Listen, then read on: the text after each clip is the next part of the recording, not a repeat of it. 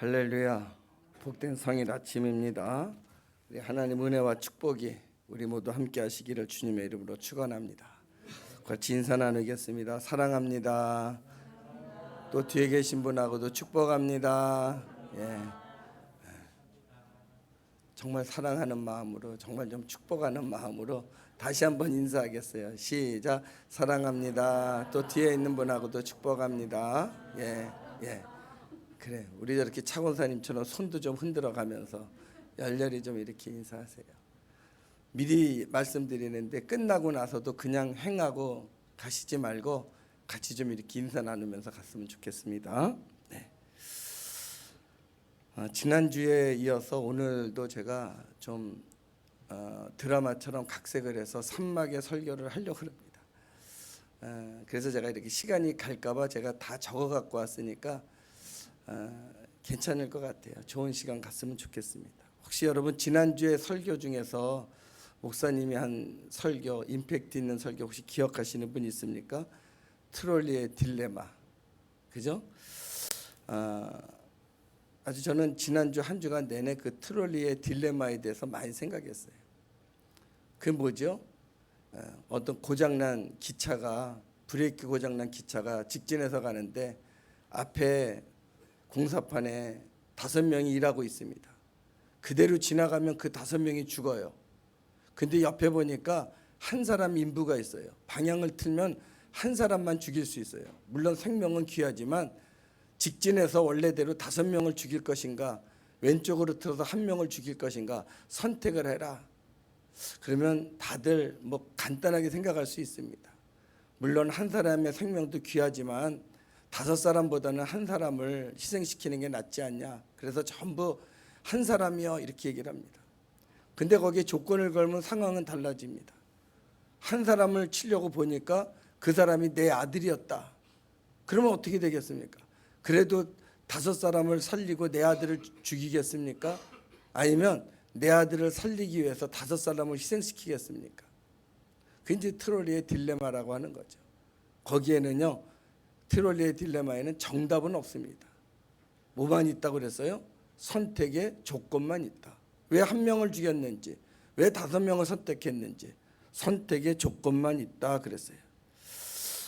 그러면서 제가 그랬어요. 많은 사람들이 선택을 할 때 나름대로의 기준을 갖습니다. 이것이 나한테 이익이 되느냐 손해가 되느냐. 그래서 그 선택의 기준을 가져요. 어떤 사람은 그 선택의 기준이 자존심일 수도 있습니다. 내가 이렇게 하는 게 사냐, 자존심을 가질 수도 있어요. 어떤 사람은 자기의 감정에 따라서 선택을 할 수가 있습니다. 어떤 사람은 또 체면을 따라서 선택할 수가 있어요. 정답은 없습니다. 트롤리의 딜레마에서는 이유만 있다고 그랬어요. 제가 지난주에 그 이유가 뭐면 좋겠다고 그랬어요? 그 이유가 신앙이면 좋겠다 그런 말씀을 드렸어요. 내가 이것을 선택한 이유가 내 신앙이었다. 그러면 좋겠다 그런 말씀을 드렸습니다. 지난주에 이스라엘 백성들은 기도할 것인가 전쟁할 것인가 선택의 기로에서 기도를 택했다 그랬어요. 제가 한 주간 내내 만나는 사람에게 이 질문을 했어요. 또 신방 가서도 이 질문을 했어요. 여러분 같으면 지금 이스라엘 백성은 미스바에 모여서 금식 기도를 하고 있습니다. 근데 그 금식 기도하는 것을 알고 블레셋이 쳐들어왔습니다. 전쟁을 할까요? 그래도 계속해서 기도를 해야 되나요? 다들 뭐라고 대답했겠어요? 기도요 막 그러는 거예요. 그래서 제가 질문을 바꿨어요. 자, 우리 지금 예배를 드리고 있는데 가정 예배를 드리고 있는데 저 가스에 불이 났습니다. 부엌에서 불이 났으면 기도해야 되나요? 불을 꺼야 되나요? 뭐라고 대답했을 것 같아요? 다 불 꺼야 된다고 또 대답했어요. 여러분, 죽는 건 괜찮고 불 나는 거는 안 됩니까? 기도하는 것은 눈에 안 보이는 거고 불 나는 건 눈에 보이니까 그 불 나는 거 꺼야 된다고 그럽니까? 이스라엘 백성들이 블레셋이 쳐들어왔을 때 기도를 선택한 것은 내가 기도를 선택하면 나는 살 수 있다 이래서 선택한 것이 아닙니다. 우리는 전쟁에다 죽어도 좋습니다. 신앙이라고 하는 것은 그거예요. 나 죽어도 좋습니다. 그래서 그들이 신앙을 선택한 거예요. 사드락 메삭 아벳노고가 풀무불을 선택한 것은 풀무불을 선택하면 우리는 산다. 그게 아니라 그래 아니하실지라도 우린 죽어도 우리는 풀무불을 선택하겠습니다. 그들의 선택의 기준은 욕심이 아니었어요. 자기 유익이 아니었습니다. 자기를 위함이 아니라 신앙을 위함이 그들의 선택이었다. 그렇게 말씀드렸어요. 이스라엘 백성들이 기도를 선택했습니다. 그랬더니 사무엘상 7장 10절입니다. 제가 화면에 올려놨습니다.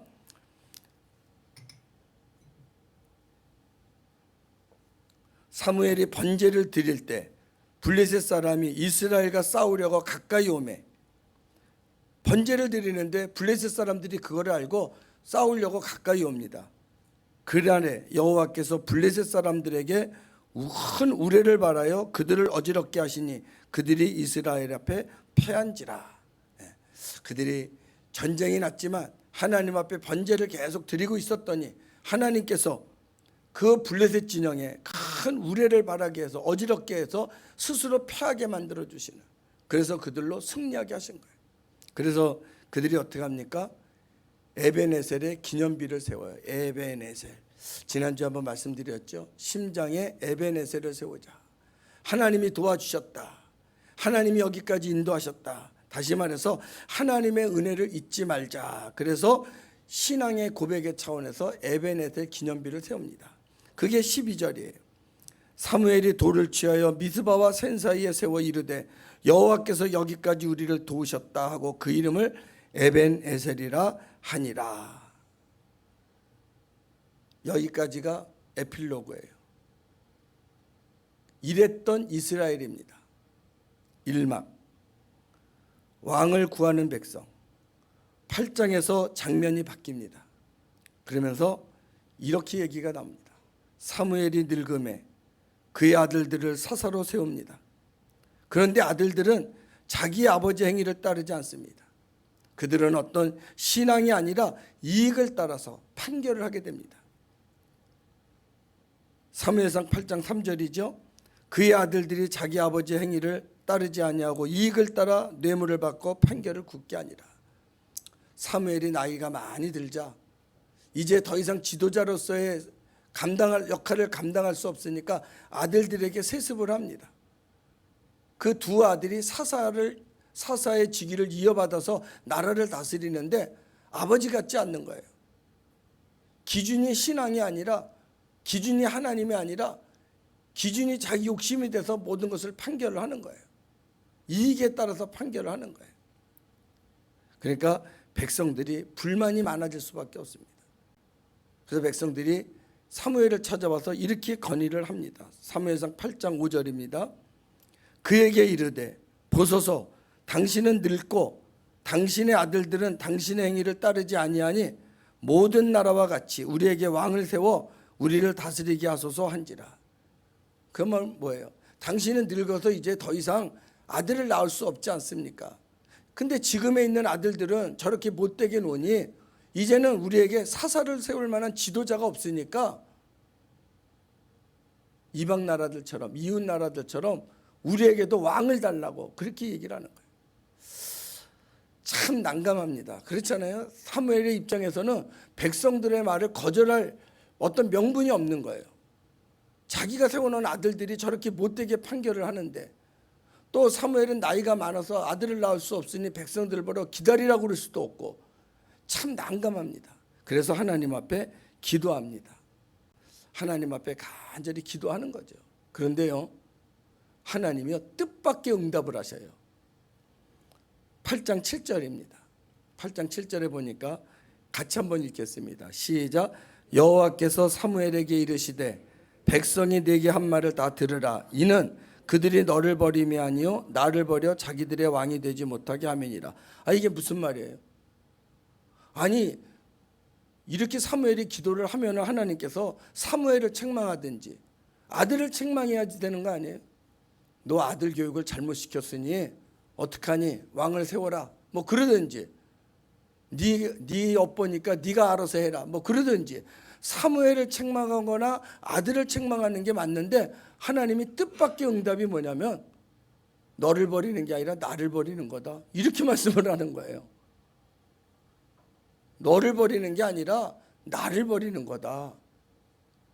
아니 전혀 뜻밖의 응답에 깜짝 놀라요.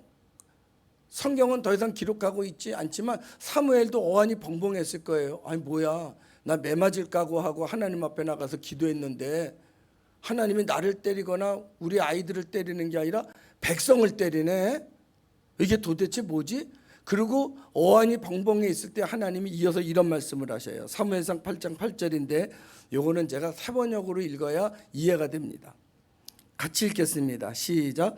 그들은 내가 에집트에서 데리고 올라온 날부터 오늘까지 하는 일마다 그렇게 하여 나를 버리고 다른 신들을 섬기더니 너에게도 그렇게 하고 있다. 하나님은요 이스라엘 백성을 향해서 뭐라 하냐면, 이게 좀 속된 표현입니다만 용서하고 들으세요. 저놈들은 원래부터가 그랬다. 애굽에서 나올 때도 그들이 430년 종살이할 때 애굽에서 구해낸 것이 누구냐? 내가 아니냐? 하나님 아니냐? 여호와 아니냐?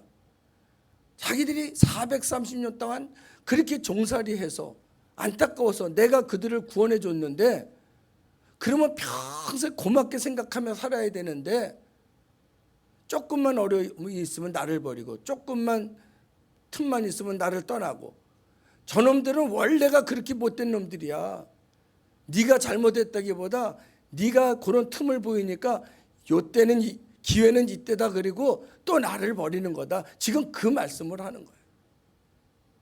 이해가 가십니까? 응? 저는 이 말씀을 이렇게 보면서요, 야 그래, 어쩌면 그게 우리가 아닌가. 이스라엘 백성이 하나님의 그렇게 엄청난 그런 큰 은혜를 받았음에도 불구하고 그때는 평생 주를 위해서 살겠습니다, 그렇게 신앙 고백을 하기도 하고 그랬는데, 조금만 틈이 생기면, 조금만 어려움이 오면 언제 그랬냐 그러고 하나님을 떠나는 것이, 그게 우리의 모습이 아닌가. 그래서 제가 혼자 그렇게 적었어요. 우리가 기도하면서 하나님의 은혜를 받기까지는 얼마나 많은 시간이 필요합니까? 그런데 하나님의 은혜를 잊어버리고 하나님을 떠나는 것은 잠깐이에요. 마귀는 그걸 노리는 거예요. 항상 은혜 받은 자들에게, 믿음 있는 자들에게 찾아오셔서 그 틈을 노리게 하는 거예요. 그러니까 하나님이 그걸 알고 말씀하신 거예요. 저놈들은 원래부터 그랬다. 내가 430년 동안 종살이하던 그들을 은혜로 구원해 줬으면 평생을 감사하며 죽으라고 그러면 죽고 살라고 그러면 살고 그렇게 살아야 되는데, 금방 잊어버리고 틈만 있으면 또 나를 떠나고 틈만 있으면 또 나를 떠난단 말이에요. 그러고 보니까요 이스라엘 백성도 마찬가지예요. 하나님의 은혜로 여기까지 왔습니다. 그들이 얼마나 큰 기적을 봤어요. 우리가 하나님 앞에 예배하니까 블레셋을 하나님께서 물리쳐 주셨습니다.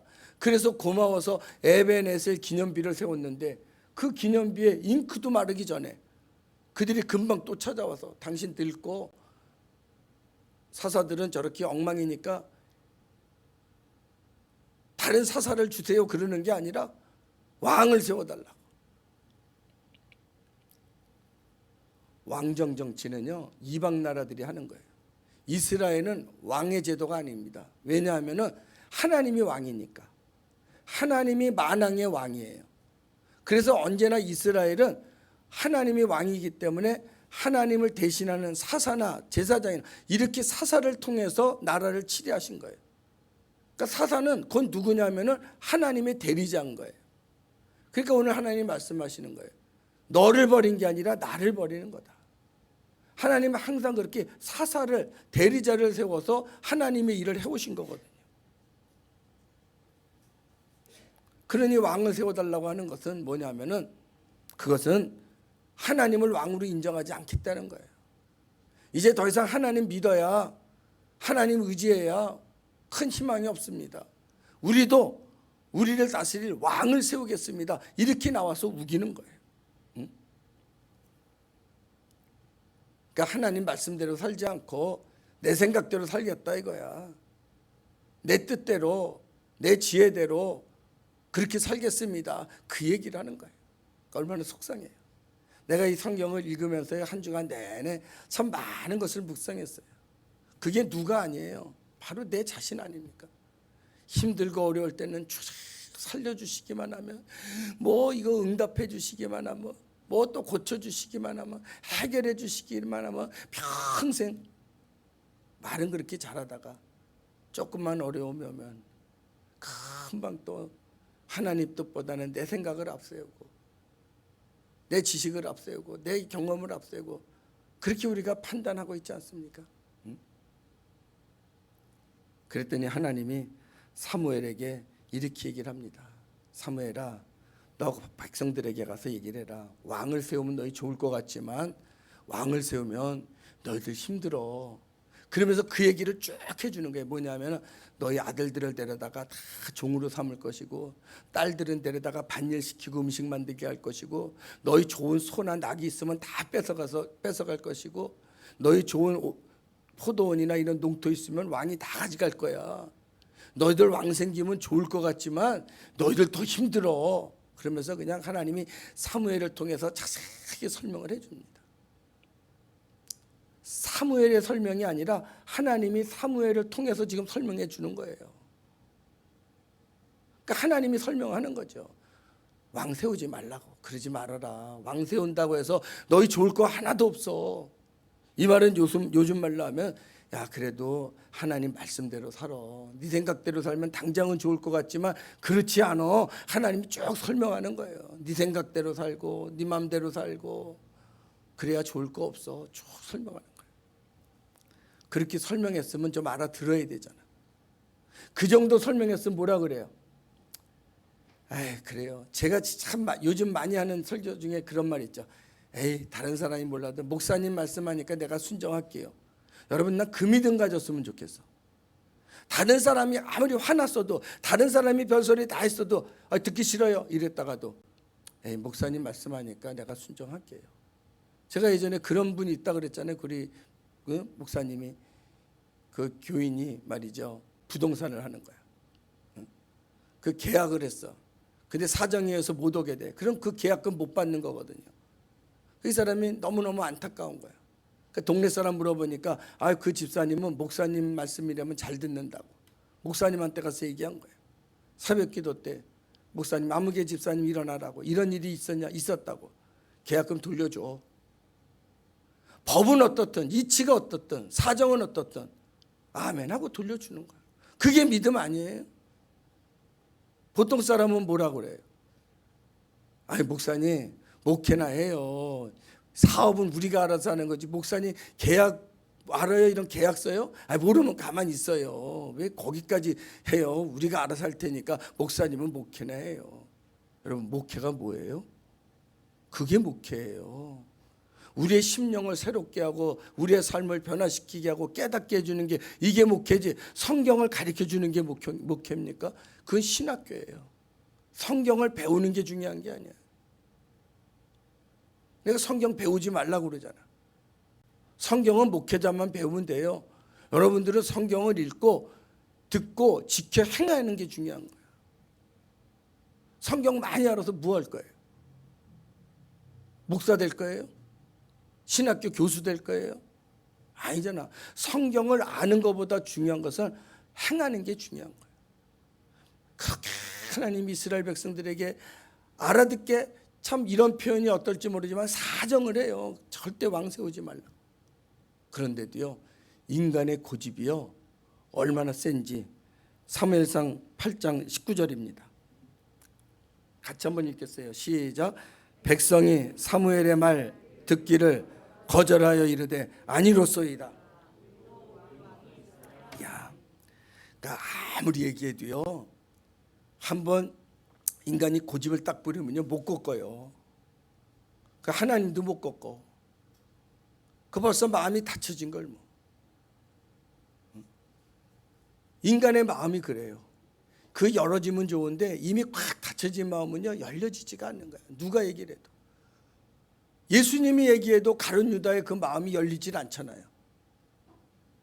이미 하나님께서 작정했다고 그랬잖아. 주기로 작정했다. 가데스 바네아에 들어갈 때도 그러잖아요. 너희 들어가라. 이때까지는 순종했어요. 홍해를 건널 때도 광야를 건널 때도. 그런데 가데스 바네아에 들어가기만 하면 가나안이야. 그런데 우리 정탐꾼 보내달라고. 12명 정탐하고 와서 하겠다고. 하나님이 안 된다고 그래도 하겠다고. 하나님도요 고집 부리면 허락해줘요. 진짜 속된 말로 나 죽어도 좋아요 해주세요 막 고집 부르면 그래 하도 우기면요 하나님이 그러라고 그래요. 근데요 결과의 책임은요 백성들의 몫이에요. 그때부터는 응답받았다고 해서 다 좋은 게 아니야. 어거지로 응답받은 것은 그 결과에 대한 책임을 내가 져야 돼요. 결국 이스라엘 백성들은 가데스반에 들어가겠다고 우겨가지고 40일을 정탐했는데 40년으로 계산해서 그들이 40년 동안 방황하잖아요. 우기지 말아요. 우겨가지고 응답받은 것은 그 책임은 내가 져야 된다니까. 그러니까 모른 척하고 제일 좋은 것은요 한번 따라서 하세요. 목사님이 말씀하시니 내가 순종합니다. 아멘. 아이 그걸 써놨으면 좋겠어. 아주 그냥 책상에다가도 써놓고 벽에다가도 써놓고 화장품실에다가도 써놓고 성경책에도 써놓고 다른 사람 말은 안 들어도 목사님 말까지 안 들으면 방법이 없잖아. 해결책이 없잖아. 응?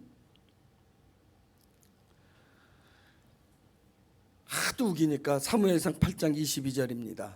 제가 볼게요. 여호와께서 사무엘에게 이르시되 그들의 말을 들어 왕을 세우라 하시니 사무엘이 이스라엘 사람들에게 이르되 너희는 각기 성읍으로 돌아가라 하니라. 그래 그렇게 원한다면 왕을 세워줘라. 그래서 하나님이 허락을 하십니다. 그게 1막이야. 2막.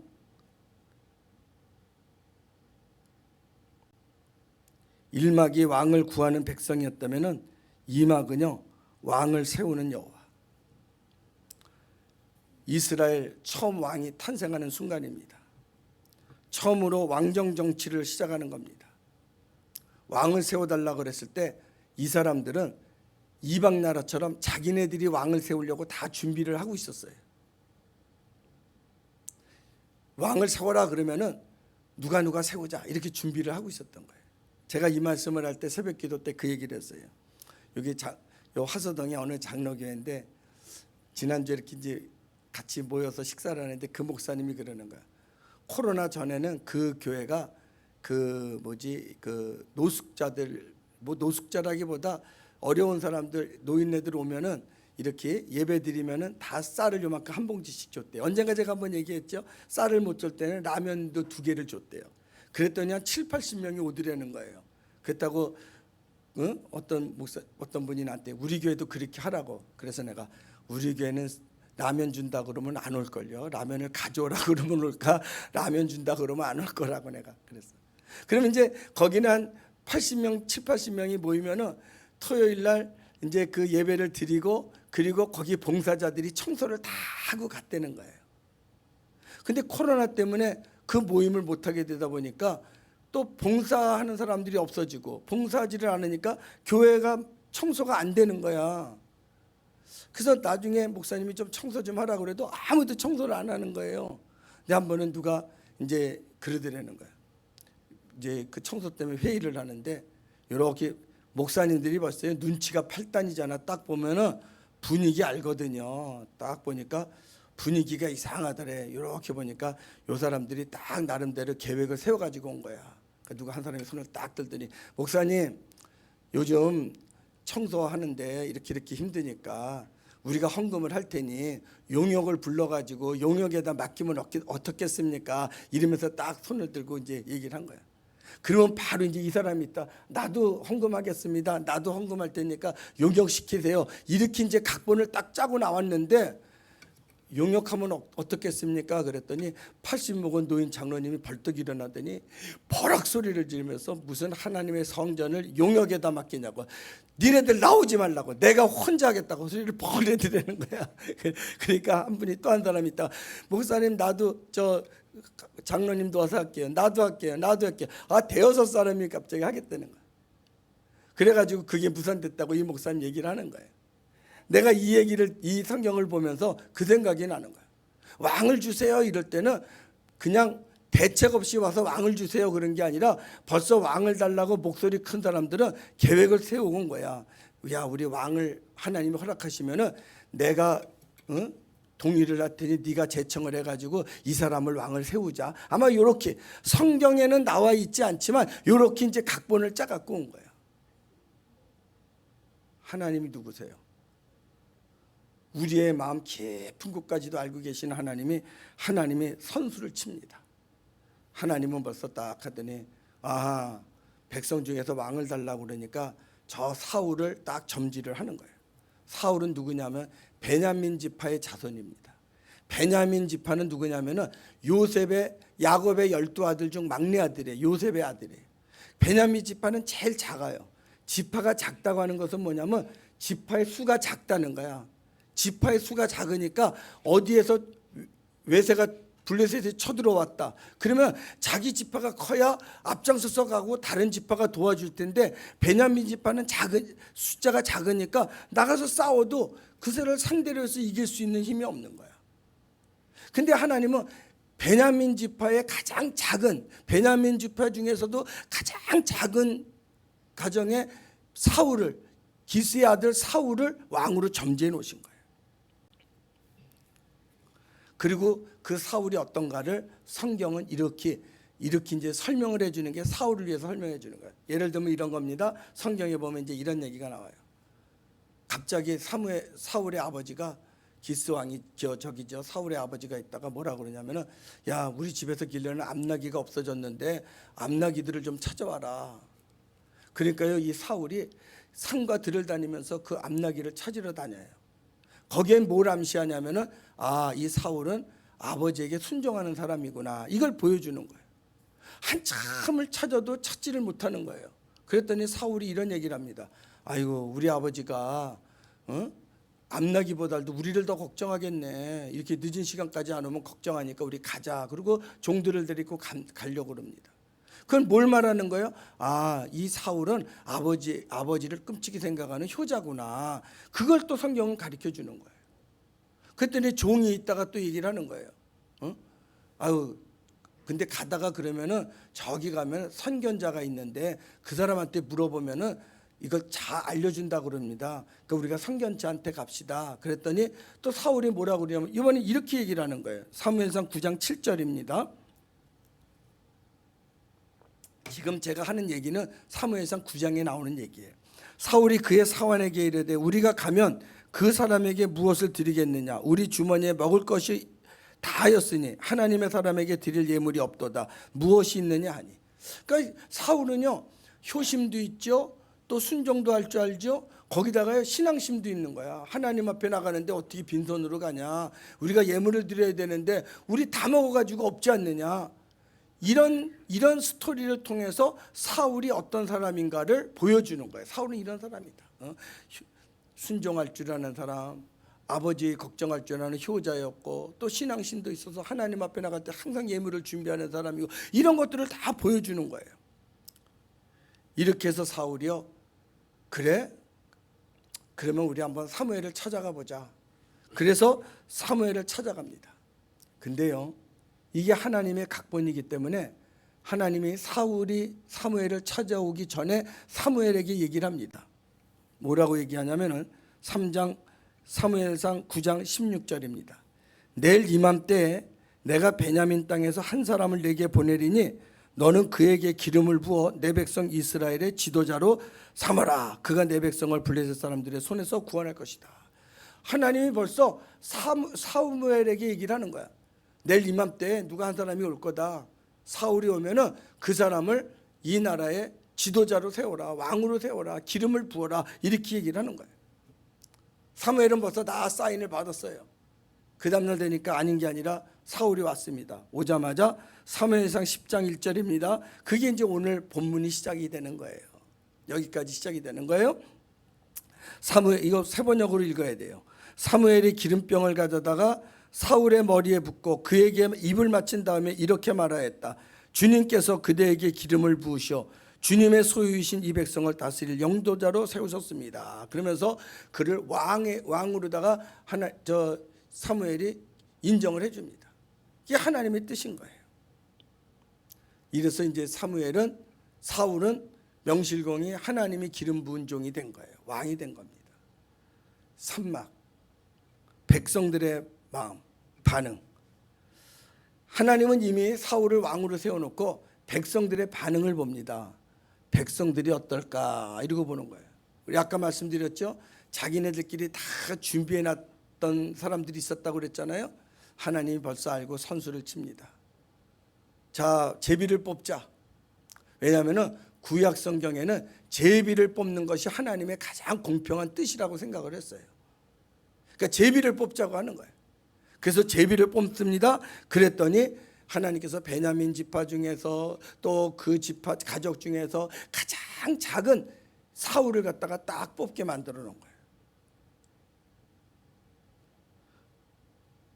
사울을 딱 뽑아 놓으니까 백성들이 있다가 모든 백성이 10장 24절입니다. 같이 한번 보겠습니다. 시작. 사무엘이 모든 백성에게 이르되 너희는 여호와께서 택하신 자를 보느냐? 모든 백성 중에 짝할 리가 없느니라 하니 모든 백성이 왕의 만세를 외쳐 부르니라. 그래서 하나님이 이제는 하나님이 세우신 왕을 백성들의 모두가 다 좋다고 환영받는 왕으로 아주 자리에 우뚝 세워놨어요. 하나님의 각본대로 다 되는 거죠. 그런데 모든 사람이 다 사울을 인정하는 것이 아니라 인정하지 않은 무리가 있었어요. 그 무리가 10장 27절입니다. 어떤 불량배는 이르되, 여기 이렇게 나왔어요. 어떤 불량배는 이르되 이 사람이 어떻게 우리를 구원하겠느냐 하고 멸시하여 예물을 바치지 아니하였으나 그는 잠잠하였더라. 이 사람이 어떻게 우리를 구원하겠느냐고요. 그게 무슨 말이에요? 베냐민 지파 사람인데 이 베냐민 지파가 어떻게 우리를 구원하냐고. 우리 자기네는 지금 다 각본을 짜놓은 거야. 그런데 하나님이 이를 다 망가뜨려 놨어. 그러면서 불만을 토로하는 거야. 이 사람이 어떻게 구원하냐고. 이 사람이 어떻게 우리의 지도자가 될 수 있냐고. 그러면서 예물을 드리지 않았더라 그랬어요. 인정하지 않았다 그 말이에요. 왕으로 인정하지 않았다는 거예요.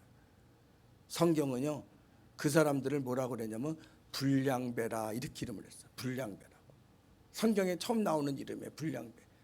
그네가 국어사전을 찾아봤어요. 불량배라고 하는 뜻이 뭔가 그랬더니 행실이나 성품이 나쁜 사람들이래요. 행실이나 성품이 나쁜 사람들을 불량배라 그런대. 근데 사번역 성경에는 뭐라고 그랬냐면 불량배라고 그러지 않고 못된 사람들이라 그랬어요. 그러니까 언제나 보면은 그렇게 못된 사람들이 있는 거야. 그래서 반대하는 거야. 트집을 잡아서 반대하는 거야. 저 약한 사람이 무슨 왕이 되겠습니까? 그런데요 우리가 알아야 됩니다. 하나님이 택했을 때는요 약했기 때문에 택한 거예요. 베냐민 지파이기 때문에 택한 거예요. 강해서 택한 것이 아닙니다. 왜요? 만일에 강한 자를 택하면 어떻게 되겠어요? 그러면 자기네들이 이기면, 전쟁 나가서 이기면 우리가 강해서 이겼다고 자기 자랑할 거라 해. 지혜로운 사람을 택하면 어떻게 돼요? 우리의 지혜로 이겼다고. 능력 있는 사람을 택하면 어떻게 돼요? 내 능력으로 이겼다고 교만할까 봐. 하나님은 일부러 약한 자를, 일부러 어리석은 자를, 일부러 부족한 자를 택하셔서 지도자로 세우는 거예요. 왜? 그래야 하나님의 능력이 나타나니까. 저 지도자가 어떻게 우리를 구원해? 그 지도자를 통해서 하나님이 역사를 하시는. 제가 이 말씀 할 때마다 생각나는 게 있어요. 우리가 신학교 다닐 때요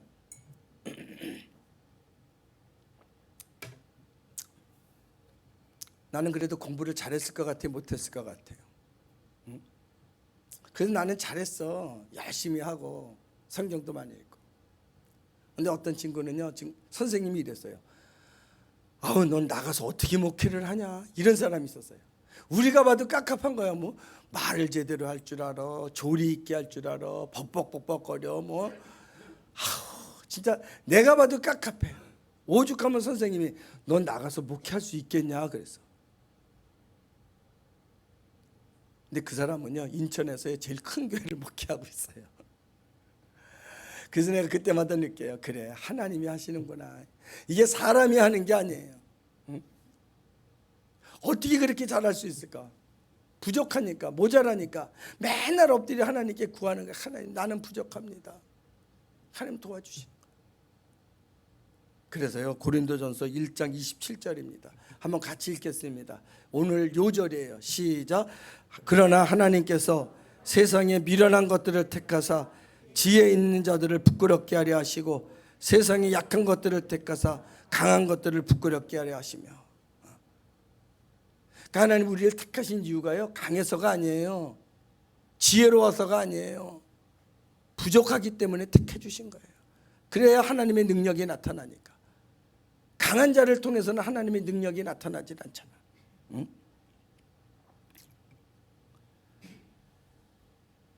이런 걸 보면은요 계획은 이스라엘 백성들이 왕을 세워달라고 다 했어요. 계획은 인간이 세우는 것 같지만 이루시는 분이요 하나님이 하시는 거예요. 인간의 계획과 하나님의 섭리. 잠언 16장 9절입니다. 사람이 마음으로 자기 길을 계획할지라도 그의 걸음을 인도하시는 이는 여호와시니라. 그러니까 우리의 생각대로 우리의 뜻대로 되는 게 아니에요. 우리가 생각할지 모르지만 우리가 계획할지는 모르지만 이루어지는 것은 내 생각대로 내 계획대로 이루어지는 것이 아니라 하나님의 뜻대로 이루어진다는 거예요. 우리 16장 9절 같이 한번 읽고 마치겠습니다. 시작. 사람이 마음으로 자기의 길을 계획할지라도 그의 걸음을 인도하시는 이는 여호와시니라. 아멘. 기도하시겠습니다. 하나님 아버지, 우리는 많은 생각을 하고 많은 계획을 가지고 많은 비전을 가지고 있습니다. 그러나 그 기준이 어떨 때는 내 욕심일 때가 있고 내 유익을 따라갈 때가 있고 내 체면과 자존심을 앞세울 때가 있습니다. 그러나 하나님은 언제나 내가 계획을 세우고 내가 준비를 하고 내가 뜻을 가지고 있지만 내 생각대로 내 지식대로 내 생각대로 되는 것이 아니라 하나님의 뜻대로 되어진다는 것을 알게 하여 주옵소서. 기도합니다. 내 뜻대로 되지 않고 내 생각대로 되지 않고 하나님의 뜻대로 이루어졌을 때 우리가 그것을 부정하지 말고 거부하지 말고 아멘으로 순종하고 하나님께 영광을 돌릴 수 있는 아름다운 그런 믿음을 우리들에게 허락하여 주시옵소서. 예수님의 이름으로 기도하옵나이다. 아멘.